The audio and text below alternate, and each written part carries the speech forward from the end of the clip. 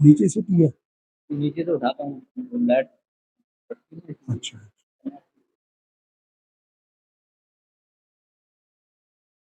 देखो, ज्ञान मात्र भाव आत्मा, ज्ञान मात्र स्वरूप आत्मा, उसमें अनंत शक्तियां उछलती हैं। काय में उछलती हैं? जो ज्ञप्ति क्रिया है, तो वो ज्ञप्ति क्रिया उन अनंत शक्तिमय है। ज्ञप्ति क्रिया कैसी है? अनंत शक्तिमय है वो ज्ञप्ति क्रिया है। तो माने उसमें कार्य एक, लेकिन परिणाम सब शक्तियों का, और वो आत्मा ही है, और वो आत्मा ही ऐसा परिणाम है, ऐसा आत्मा ही है। सत्स्वरूप वस्तु आत्मा है ना, ऐसा है आत्मा। ये आत्मा का यथार्थ स्वरूप है। क्या कहा? आत्मा का ये यथार्थ स्वरूप है आत्मा का।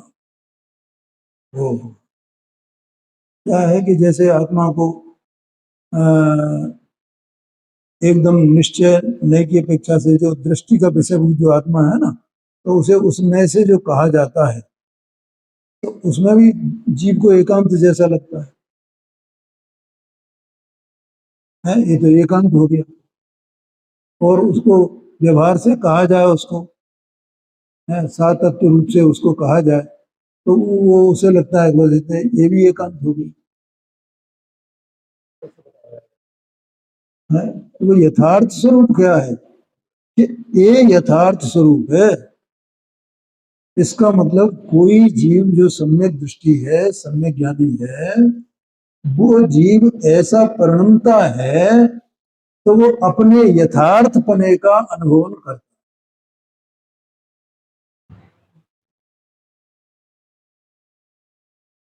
आया कि नहीं आया? ये यथार्थ पना है। हाँ जी, हाँ जी। देखो, दृष्टि का विषय आत्मा है। जब वहां उपयोग लगे, वहां वो जमे, उसमें निमग्न हुए, तभी की बात है ये ना। और नहीं तो उससे पहले तो सब विकल्प ही तो है ना। मैं शुद्धात्मा ऐसा हूं, मैं ऐसा हूं, मैं ऐसा हूं, मैं, ये तो सब विकल्प है भाई। इसमें कहाँ आत्मा का यथार्थ स्वरूप है? वो तो अनुभव ही यथार्थ स्वरूप है आत्मा का।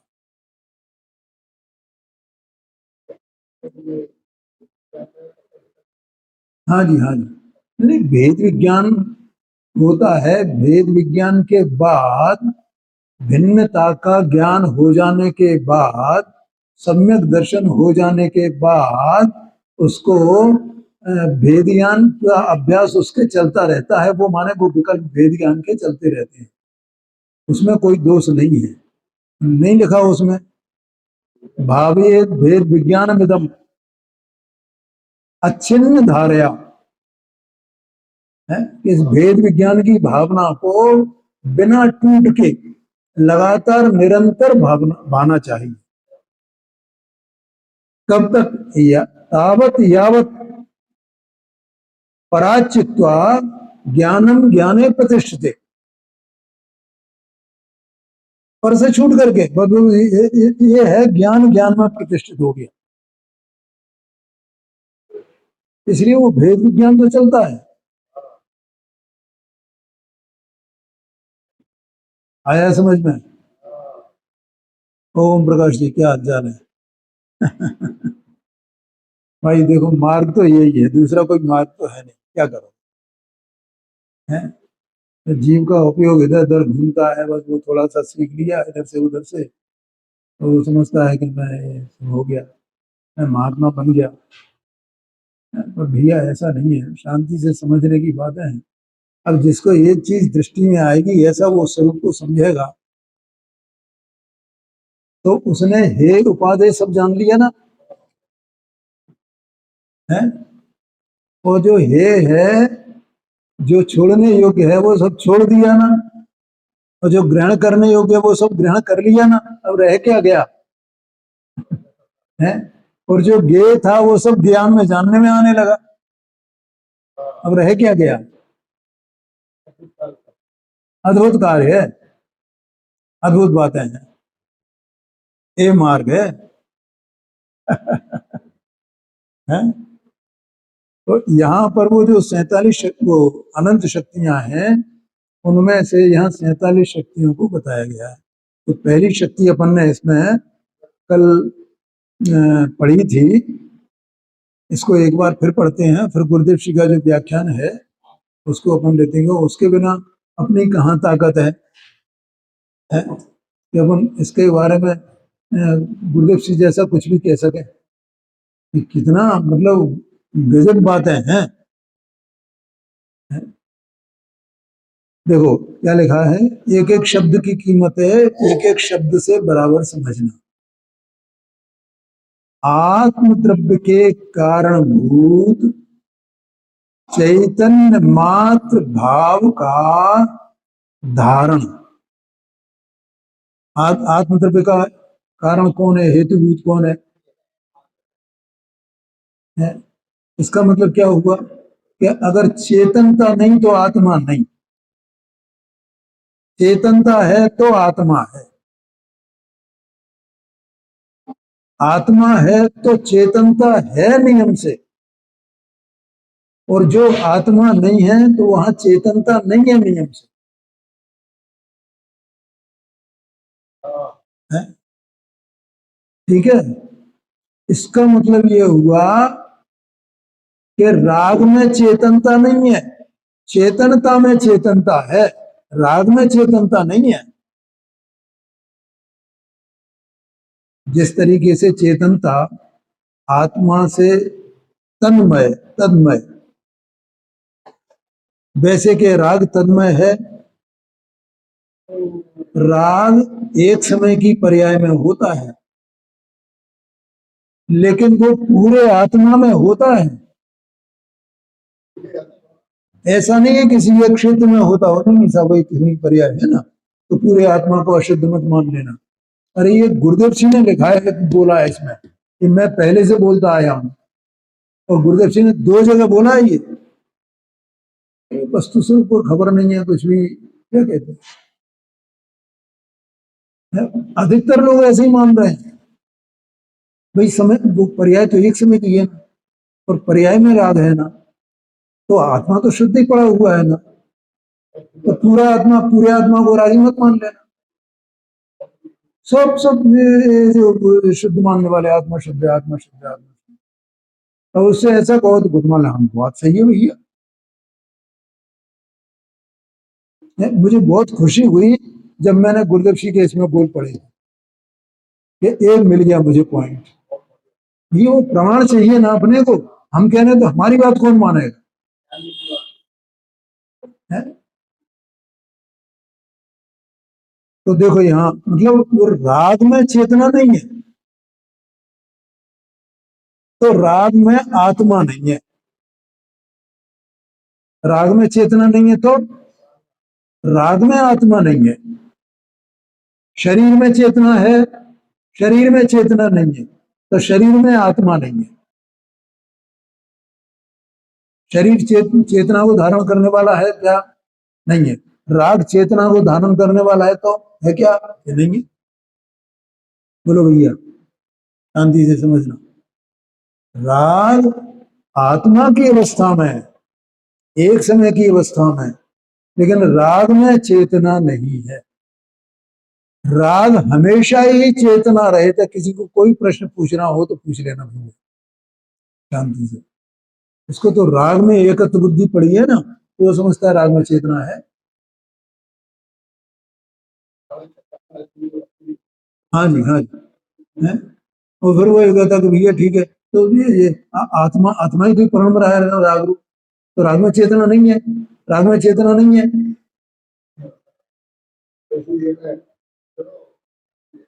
भैया वो एक परिणम रहा है, तो भी राग कभी चेतनामय नहीं हुआ है। ये मान रहा है अपनी तरफ से अज्ञान के कारण से। क्या कहा?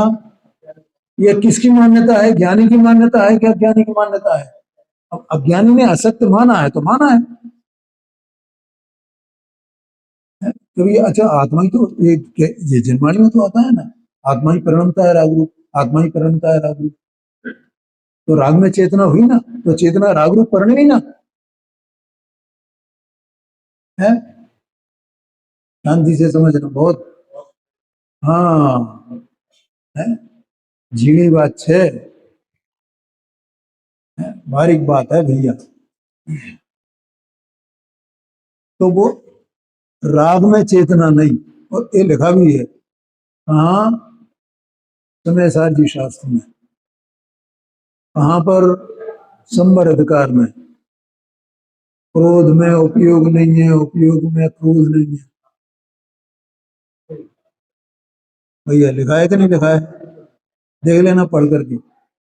है, कर्म उपयोग में नहीं है, उपयोग में कर्म नहीं है, कर्म में उपयोग नहीं है, उपयोग में कर्म नहीं है, कर्म कर्म में है, उपयोग उपयोग में है।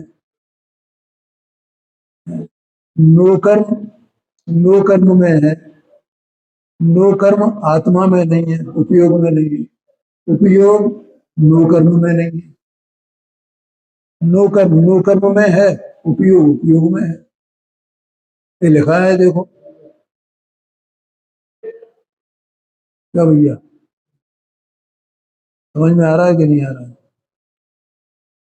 तो इस तरह से आत्मा, आत्म द्रव्य चैतन्य मात्र भाव को धारण करने वाला है, चैतन्य भाव को धारण करने वाला।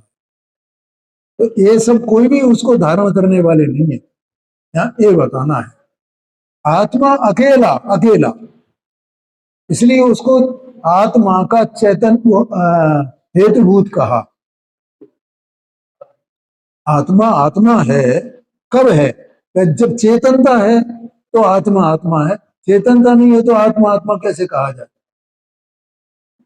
ये क्या है असल में कि कुछ अन्य मत के जो सिद्धांत है ना, उसमें मैंने शायद बताया था, ये कोई एक मत है नैयायिक है वैसे से, मुझे नाम ध्यान में नहीं उसका। तो क्या मानते हैं कि आत्मा है तो सही, मानते तो हैं, लेकिन ये स्वयं ज्ञान स्वरूप है ये नहीं मानते हैं। आत्मा ज्ञानम स्वयं ज्ञानम ये नहीं मानते हैं। तो क्या मानते हैं? ये मानते हैं कि ज्ञान अलग है और आत्मा अलग है, और आत्मा ज्ञान के समवाय माने संयोग से जानता है। जब ये जानता है तब ज्ञान का संयोग सहारा लेता है? जैसे अशक्त पुरुष होए और जब चले तो लाठी का सहारा ले, है? हाँ जी हाँ जी। नहीं नहीं नहीं, ये बात नहीं है भैया कि लाठी कहीं से आई होगी।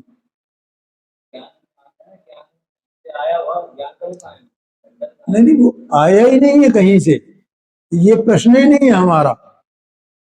तो आत्मा तो ज्ञान स्वरूप ही है, चेतना स्वरूप कहो कि ज्ञान स्वरूप कहो। हाँ जी, उनके मत में ऐसा है। ठीक है, तो हमारा तर्क क्या है? हमारा तर्क ये है कि अगर आत्मा मतलब जड़ है, अचेतन है, उसमें चेतना नहीं है, और ये ज्ञान के समवाय से जानता है, तो अन्य द्रव्य भी तो है, वे भी ज्ञान के समवाय से जाने हैं। ये मोबाइल जानने लगे, ये पुस्तक जानने लगे, ये खंबे जानने लगे,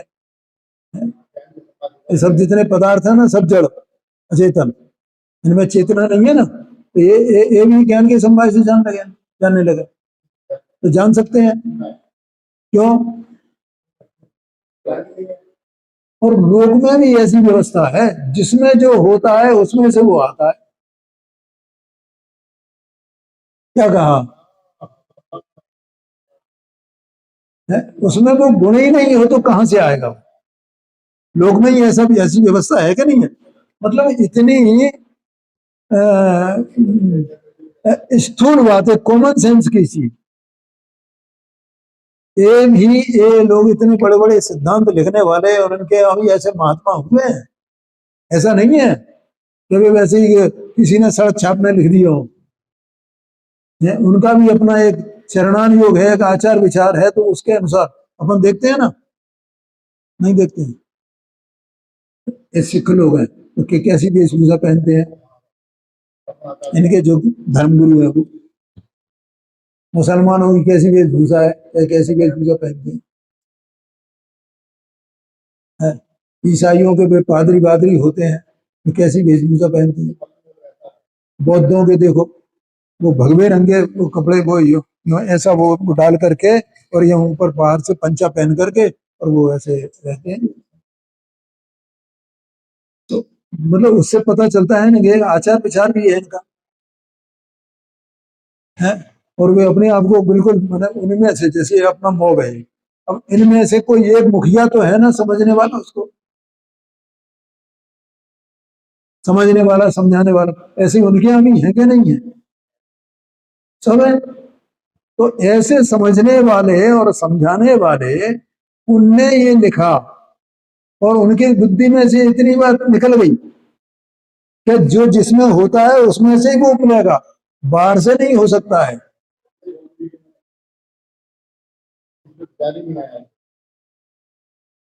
क्या ओम प्रकाश जी को समझ में आ रहा है कि नहीं आ रहा है जी? हाँ, जिसमें जो होगा उसमें से वो निकलेगा। तो यहाँ ये कहा, आत्म द्रव्य के कारणभूत ऐसे चैतन्य मात्र भाव, उसका धारण जिसका लक्षण है, उसका धारण माने वो द्रव्य उस रूप बना रहे, बना रहे, बना रहे, बना रहे, साथ अनादि अनंत वैसा बना रहे, वो धारण किए ही रहे। ऐसा धारण करना वो है लक्षण। और लक्ष्य कौन है यहां पर? जीवत्व शक्ति। लक्ष्य लक्षण अपन ने जाने थे ना, है वही लक्ष्य लक्षण यहां पे लगा देना। लक्षण कौन है? चेतना मात्र भाव का धारण करना, ये तो लक्षण है। और लक्ष्य है जीवत्व शक्ति। जीवत्व शक्ति उसका उसका लक्ष्य माने हमें ये जीवत्व शक्ति जाननी है ना। तो जीवत्व शक्ति को हम कैसे पहचानेंगे? कि जिसके कारण से आत्मा चैतन्य भाव को धारण करके रहता है, चैतन्य चैतन्य चैतन्य चैतन्य चैतन्य चैतन्य चैतन्य रूप बना रहता है, उसमें चैतन्यता का कभी अभाव नहीं होता है? ये ऐसा जिसका लक्षण है, हाँ जी, वो जीवत्व शक्ति है। ठीक है, या यूं भी कह सकते हैं अपन कि जीवत्व शक्ति वो धारण करना वो जिसका लक्षण है, तो जीवत्व शक्ति उसका लक्षण है और वो लक्ष्य है। ऐसा भी परस्पर लगा सकते हैं, उसमें कोई नहीं। पर यह मुख्य तो वही होगा, है ये धारण करना है लक्षण, और वो लक्ष्य कौन? जीवत्व शक्ति। क्योंकि जीवत्व शक्ति के कारण से चैतन्य मात्र भाव को धारण किए रहता है। ठीक है, और इसका चैतन्य मात्र भाव वो कभी किसी अन्य रूप नहीं होता है। ऐसी अस्थि नास्ति है ना, क्या कहा? ये तो 14 कलश जो पहले लिख दिए ना अस्थि नास्ति वाले, तो वो अन्य रूप नहीं होता है, ये तो उसमें गर्भित हो गया।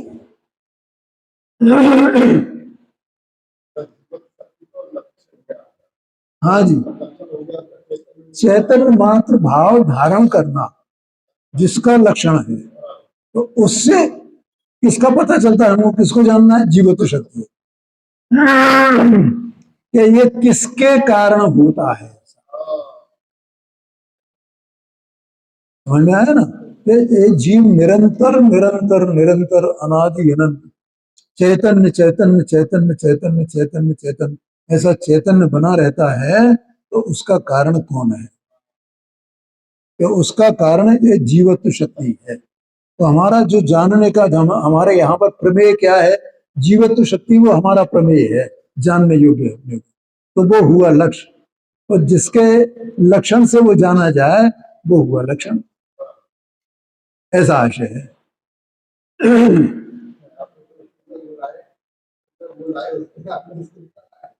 हाँ हाँ हाँ, बिल्कुल। देखो गुरुदेव जी का इस पे थोड़ा सा व्याख्यान अपन देखते हैं।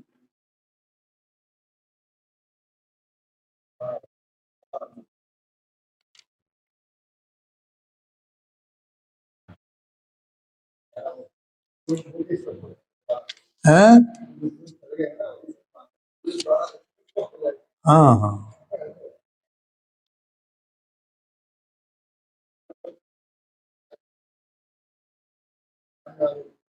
देखो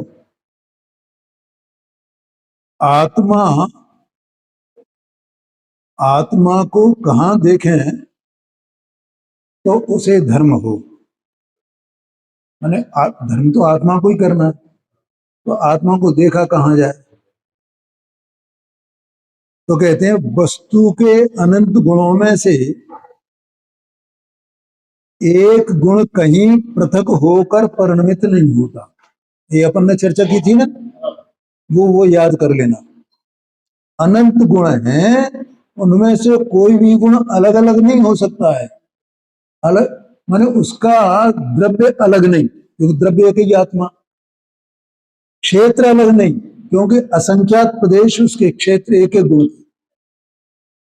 काल उसका अलग नहीं, क्योंकि सबका एक साथ परिणमन है।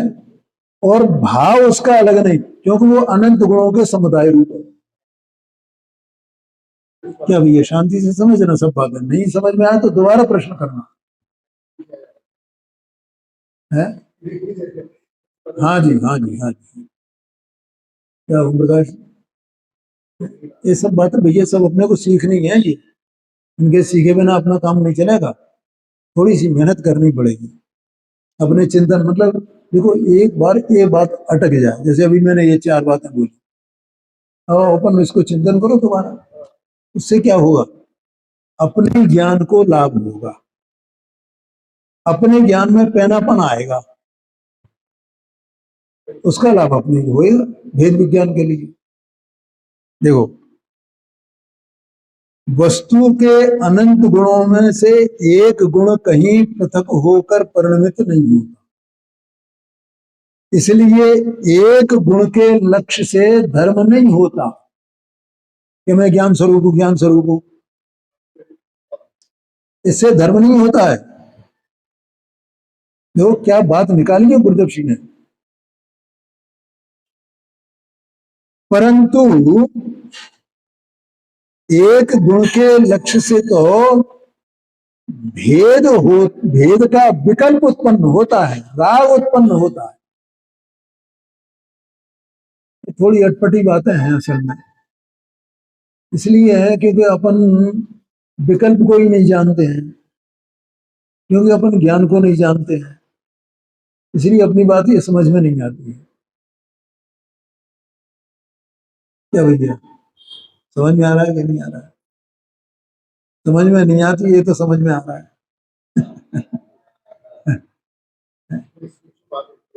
हाँ जी हाँ जी हाँ। भेद माने देखो कि हमें राग की पहचान काय में है?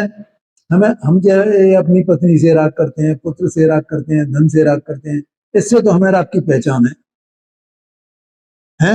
लेकिन भेद करने में राग उत्पन्न होता है, वो विकल्प है, वो राग है, इसकी हमें पहचान नहीं है, इसकी भी पहचान नहीं,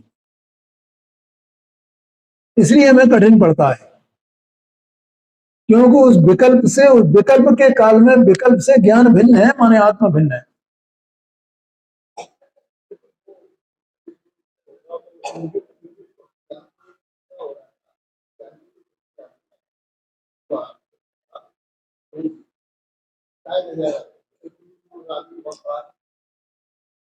वो तो देखो क्या है, विकल्प में माने अनुमान हो सकता है, वो परोक्ष ज्ञान है ना, परोक्ष ज्ञान का ये कार्य वो भेद है। जैसे स्मृति, प्रतिविज्ञान, तर्क, अनुमान, आगम, ये जितने 5 वेद किए गए ना, ये पांचों के 5 वेद हैं तो ज्ञान की पर्याय, ठीक है। लेकिन ये पांचों पर्याय होने पर ये सब विकल्पात्मक हैं भैया, मतलब वहां राग उत्पन्न होता है। जैसे स्मृति है, तो हमने किसी चीज का स्मरण किया, मान लो कोई ज्ञानी हो, वो आत्मा के स्वरूप का स्मरण करे, तो भी विकल्प है कि नहीं है? क्योंकि जब आत्मा में अनुभव करेगा, अनुभव रूप दशा होगी, तब स्मरण नहीं होगा, तब तो अनुभव है ना।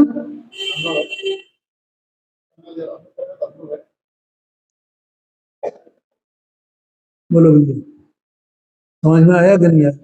तब तो अनुभव है। एक बात, जब प्रतिविज्ञान होगा, प्रतिविज्ञान माने याद करके किसी चीज को कि कोई चीज वर्तमान में है, और फिर वो कोई किसी चीज को याद करे, है तो किसी चीज को याद कर, कोई व्यक्ति बैठा, अरे देखो ये इनका चेहरा उन जैसा लगता है, ठीक है ना, इसका नाम प्रतिविज्ञान है, तो ये भी विकल्पात्मक हुआ। हाँ जी, हाँ जी।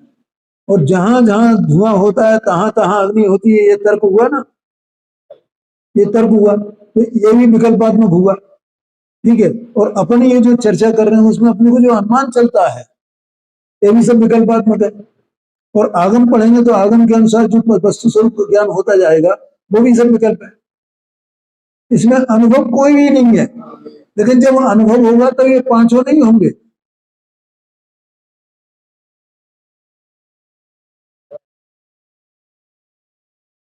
ख्याल में है ना?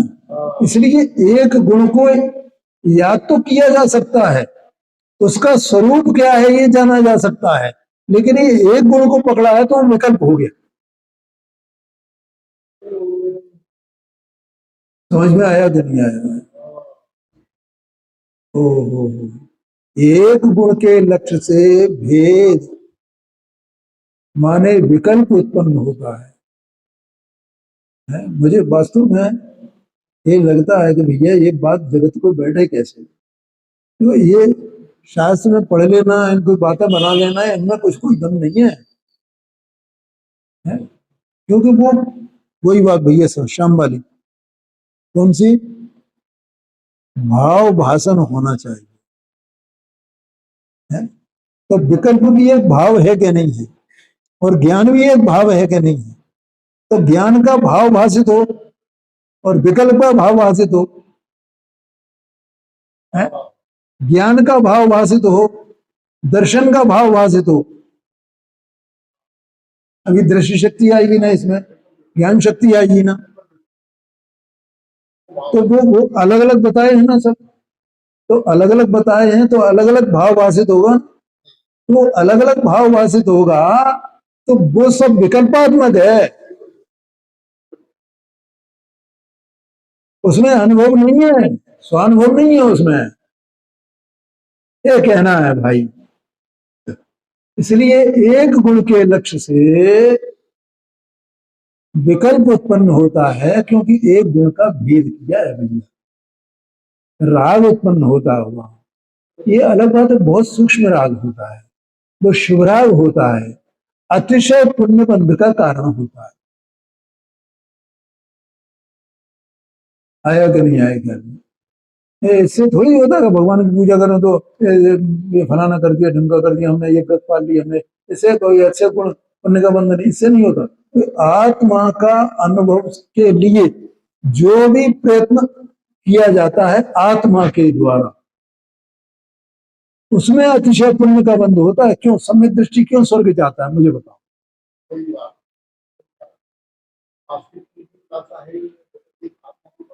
हाँ, हाँ जी, अगर पहले बंद नहीं हुआ हो, सम्यक दर्शन के बाद बंद हो, तो ये आदम की बात है ना, नियम से स्वर्ग को जाता है, ये बात है, तो क्यों स्वर्ग को जाएगा? और ये तो मैंने कहा नहीं, मैं ये क्रिया कर लूं, ये क्रिया कर लूं, इससे मैं स्वर्ग में चला जाऊंगा।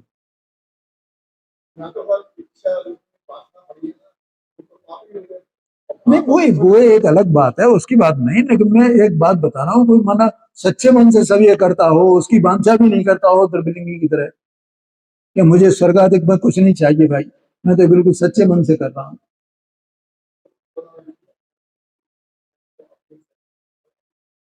लेकिन क्या है कि अपने जैसे लोग सामान्य जन है, तो सामान्य जन ये कल्पना करें कि हम ये कर ले, इतना कर लिया हमने, इतना व्रत पाल लिया, इतना प्रतिमा धारण कर ली हमने, ये और हम स्वर्ग में चले जाएंगे।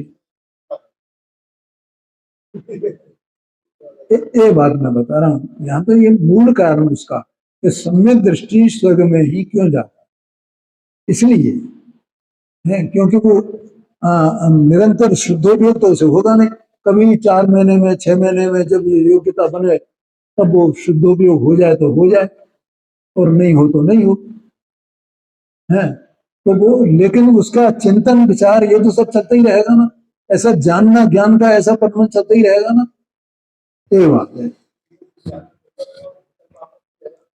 तो भाई जब तक स्वभाव में नहीं गया तब तक अनुभवन रूप परिणत होना चाहिए ना उसे, तो तब तक तो विकल्प है ना। हाँ जी, आगे कहते हैं देखो, एक समय में, उसमें नहीं है, इसी में पढ़ रहा हूं मैं, एक समय में अनंत गुणों से अभेद चैतन्य मूर्ति आत्मा है, अनंत गुणों के अभेद रूप, एक समय में, एक समय में, एक समय में, उसमें काल भेद नहीं है, इसका मतलब हर समय, हर समय, हर समय, हर समय, हर समय उसके सन्मुख देखने से धर्म होता है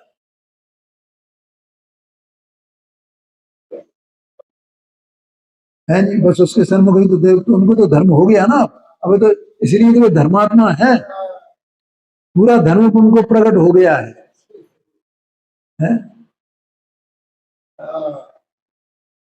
अभेद आत्मा को लक्ष्य में लेने से उसकी अनंत शक्तियां स्वाश्रय से निर्मल स्वरूप से परिणमित होती हैं,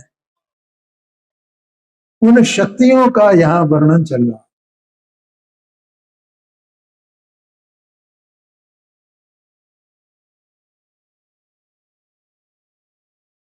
यहाँ पर ये अपन ने शरीर का, राग का, ये सब ले लिया, इसको मैं रिपीट नहीं करूंगा।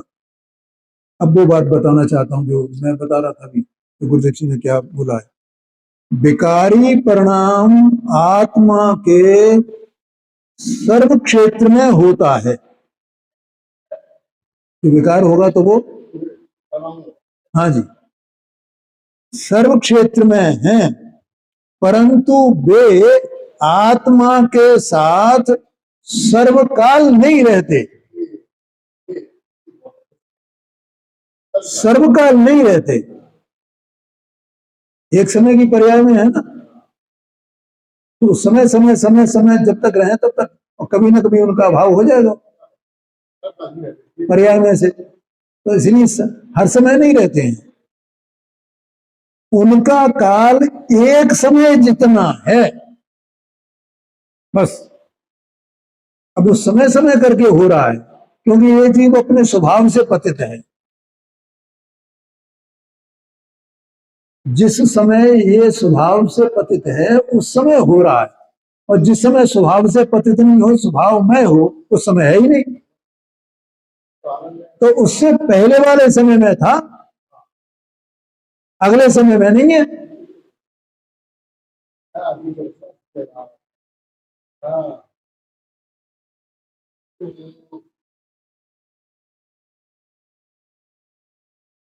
आगे कहते हैं देखो, शरीर का तो आत्मा में त्रिकाल अभाव है, इसलिए उसकी अवस्था के साथ आत्मा के धर्म का संबंध नहीं है।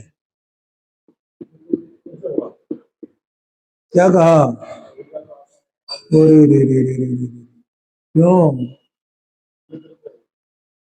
हम तो शरीर की क्रिया को ही आत्मा का धर्म मानते हैं, उससे ही धर्म होना मानते हैं। कैसे पचे ये बात? नहीं है, शरीर की क्रिया से धर्म मान रहे हैं, इसलिए उसकी अवस्था के साथ आत्मा के धर्म का संबंध नहीं है। आहार ले या उपवास करे, शरीर निर्बल हो जाए या पुष्ट रहे, ये बोले वक्तव्य करे या मौन रहे, ये सब शरीर की क्रिया है।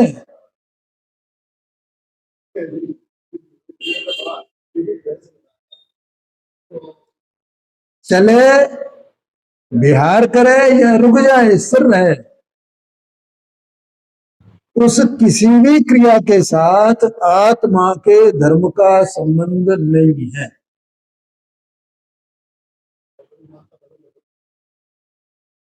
धर्म क्या है, किसको कहते हैं?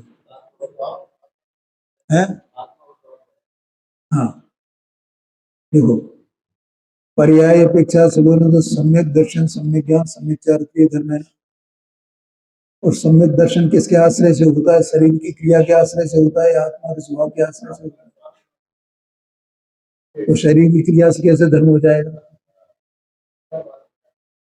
एक बात। दूसरी बात, एक वस्तु स्वभाव धर्मो, ऐसा आता है, वस्तु स्वभाव धर्मो, वस्तु का स्वभाव वो धर्म है।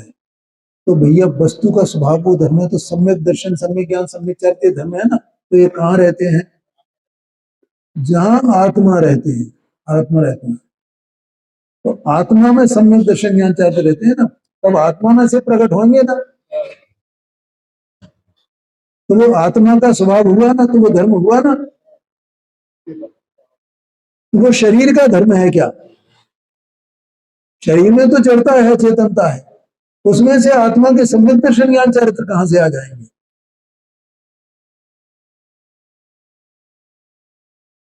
क्या भैया समझ में आया? शांति से समझना होगी। ओ एक जीव ने विचार ही करने की क्या है, थोड़ा सा मिल गया ना तो हो गया, हो गया।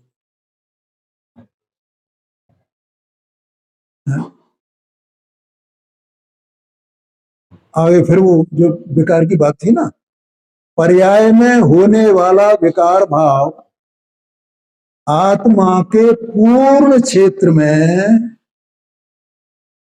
पर्याय में होने वाला विकार आत्मा के पूर्ण क्षेत्र में एक समय जितना व्याप्त हुआ है,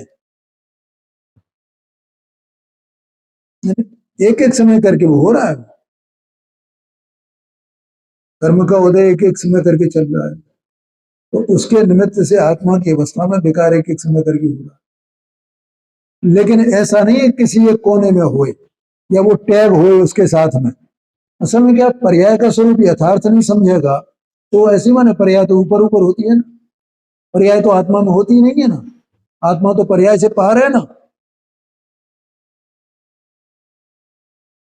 हाँ, ऐसा ऐसा एकांत मान करके बैठा है, पर ऐसा नहीं भैया। वो पर्याय से पार क्यों कहा जाता है? दृष्टि की अपेक्षा से कहा जाता है कि तू पर्याय को मत देख, है? पर्याय की आड़ में वो ध्रुव पड़ा हुआ है, ऐसा एक विशेषण रूप से, अलंकार रूप से कथन है ये, वस्तु को बताने के लिए। लेकिन वास्तव में वो पर्याय रहित नहीं है, और वही पर्याय जो वही है, वही पर्याय तो अपने को ध्रुव देख रही है। वो पर्याय वहां नहीं होगी तो देखेगा कौन? जब बाहर से पकड़ के लाएगा पर्याय को।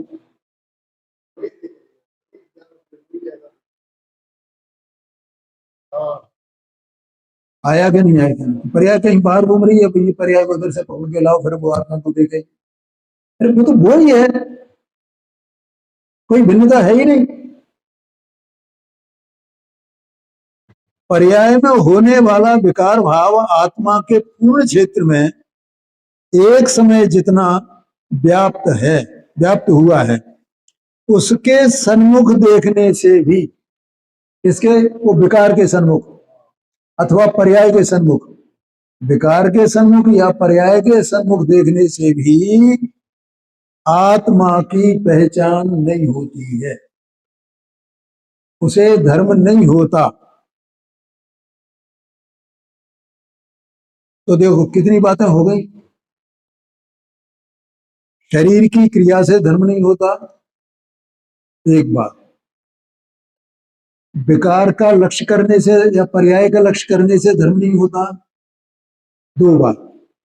तीसरी बात, आत्मा के अनंत गुणों में से एक गुण को लक्ष्य में लेने से धर्म नहीं होता। तीन बातें हो गई हैं।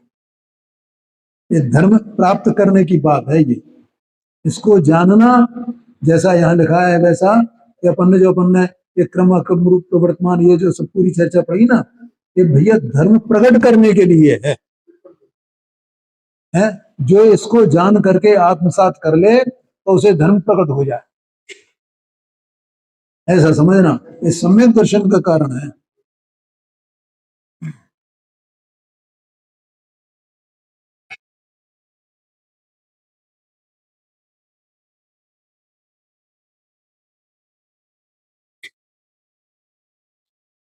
द्रव्य में जीवत्व है, गुण में जीवत्व है, पर्याय में जीवत्व है। तो द्रव्य गुण पर्याय तो सब एक ही जगह, एक ही वस्तु तो है। क्या कहा? द्रव्य गुण पर्याय, उसमें भेद नहीं है ना, लक्षण भेद है। लक्षण भेद का अर्थ समझते हो ना? पर्याय का लक्षण अलग है, गुण का लक्षण अलग है, द्रव्य का लक्षण अलग है। लेकिन मैं दूसरी तरह से कहता हूं, फिजिकल भेद नहीं है, फिजिकल भेद नहीं है। क्या? जैसे हाँ हाँ, देखो जैसे कोई मशीन है, साइकिल है, स्कूटर है, ये है, तो वो जो बनाया जाता है तो उसके जितने पार्ट्स हैं सब फिजिकली अलग अलग हैं क्या? नहीं है, है? आप उसमें से जो है वो साइकिल में से चेन अलग है, वो और उसका वो चक्का जो घूमता है वो अलग है, पेडल अलग है, वो पेडल जिस पे वो लगाए जाते हैं उस रोड पे वो अलग है, पहिए अलग हैं, पहियों में भी ताने अलग हैं, है कि नहीं? तो सब बिजी माने उन्हें अलग कर दो और जोड़ दो, तो जोड़ करके वो एक बन गया। ठीक है ना? तो ऐसे ही आत्मा के अनंत गुण फिजिकली अलग अलग हैं क्या? तो इन सबको जोड़ दिया गया तो एक आत्मा बन गया। समझ में भैया? फिजिकल का समझ में आया ना? है? वैसे ये आत्मा नहीं है, माने इसमें द्रव्य गुण पर्याय वैसे नहीं है कि पर्याय को पकड़ लिया, द्रव्य को पकड़ लिया, गुणों को पकड़ लिया, इनको सबको मिला दिया और एक आत्मा बन गया। अथवा तो पर्याय अलग हो और आत्मा अलग हो, शुद्ध आत्मा अलग हो, ऐसा भी नहीं है। ओ हो, कहाँ जी पढ़ पढ़ करके सुन सुन करके क्या क्या कल्पना करता है झूठी। क्या कहा? झूठी कल्पना है। अरे वो अभेद एक में एक है, जहाँ लिखा नहीं क्रम रूप और अक्रम रूप। द्रव्य में जीवत्व है, गुण में जीवत्व है, पर्याय में भी जीवत्व है। एक बार अब इसको थोड़ा पलट दें कि जीवत्व द्रव्य रूप है, जीवत्व गुण रूप है, जीवत्व पर्याय रूप है। आप समझ गए कि नहीं समझे? क्या कहा? पहले तो द्रव्य गुण पर्याय की तरफ से कहा गया, द्रव्य में जीवत्व, गुण में जीवत्व और पर्याय में जीवत्व। अब जीवत्व की तरफ से कहा गया, जीवत्व द्रव्य, जीवत्व गुण, जीवत्व पर्याय, एक ही बात है। चैतन्य प्राण को धारण करने वाली जीवत्व शक्ति से ही द्रव्य गुण पर्याय तीनों टिके हैं, तीनों टिके हैं। ये तीनों अलग अलग नहीं होते हैं ना, कैसे टिके हैं? क्यों? तीनों में जीवत्व शक्ति है। तीनों को धारण किए हुए हैं। माने जीवित शक्ति उनको धारण किए और बेजीवित शक्ति को धारण किए हुए। प्रत्येक पर्याय का जीवन भी जीवत्व शक्ति से टिका है। प्रत्येक पर्याय का जीवन, पर्याय निरंतर चल रही है ना, क्रम से, तो बुक कैसे टिकी हुई है? माने उसका अभाव नहीं होता है, नाश नहीं होता है। गुण का नाश नहीं होता है, द्रव्य का नाश नहीं होता है। गुण का अभाव नहीं होता है, पर्याय का अभाव नहीं होता है, और द्रव्य का अभाव नहीं होता है। ये तीनों टिके हैं। तो किससे कि कौन उसको जीवन दे रहा है? या जीवत शक्ति उनको जीवन दे रहा है। हाँ जी। तो इस प्रकार से अपना समय भी हो गया है। अब आज इतना ही समाप्त करते हैं, आगे चर्चा करते हैं।